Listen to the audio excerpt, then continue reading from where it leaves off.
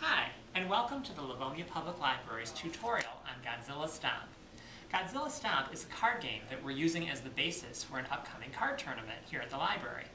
What we're going to do today is take a look at the game, show you how it's played, so that you'll be ready when you come to the tournament to get your stomp on.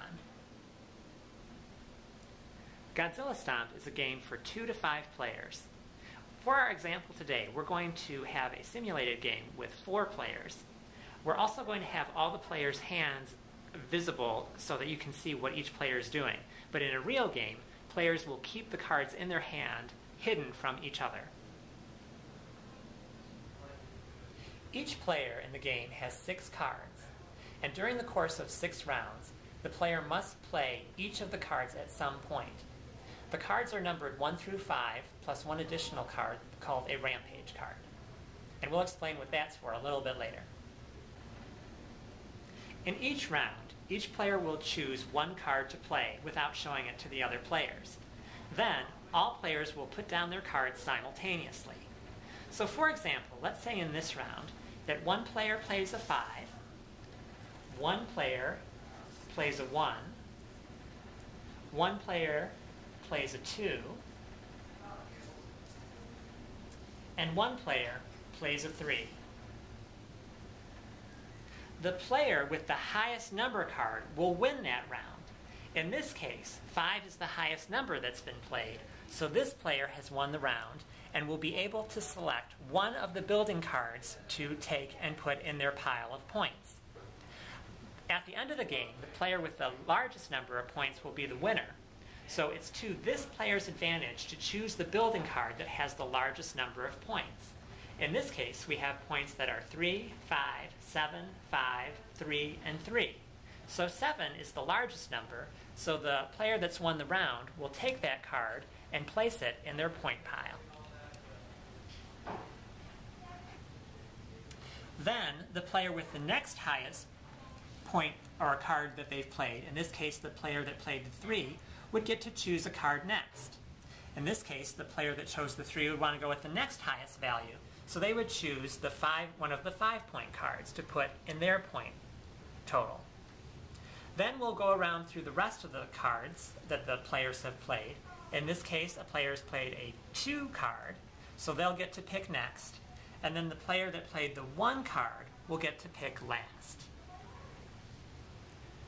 But what happens when 2 players played cards of the same value?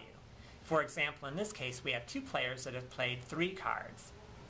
Ties between players are resolved with an object called the tie smasher that's randomly assigned to one player at the beginning of the game.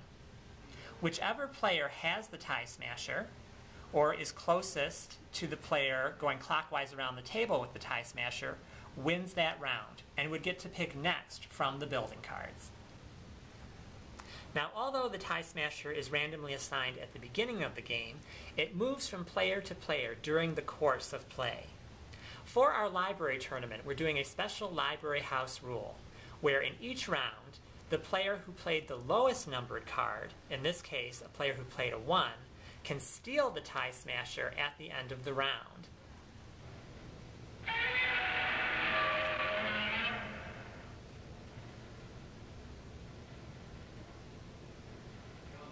However, the tie smasher must be stolen before players put down their next set of cards in the subsequent round.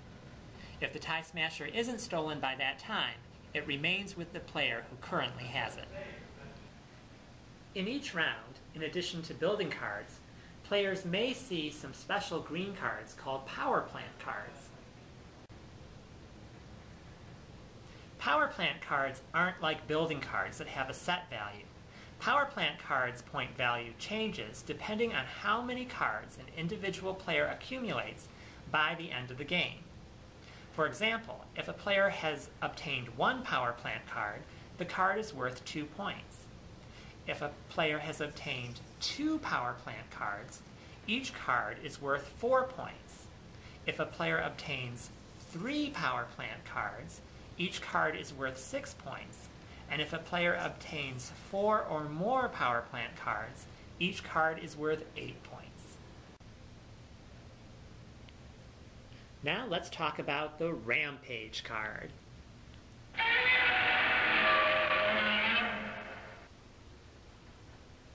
In a round, if a player plays a Rampage card, the round is resolved for the cards that players played that are number cards first.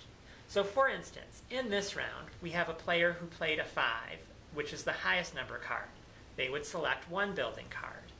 The player with the next highest number, in this case a 3, selects 1 card. And the final player that played a number card also selects a building card. The player with the Rampage card, however, gets to take all the remaining cards for their point pile. Now, if 2 players play Rampage cards, again we have a tie situation. And just like with number cards, this is resolved with the tie smasher. However, what happens first is the players that have played number cards will choose their cards to begin with. So in this case, again we have the player that played the 5 who will pick 1 card. The player with the other number cards will also each pick a card. And then we're going to take a look at the Rampage cards and where the tie smasher is. In this case, as we go clockwise around the table, the tie smasher applies to whoever is closest on the right going clockwise.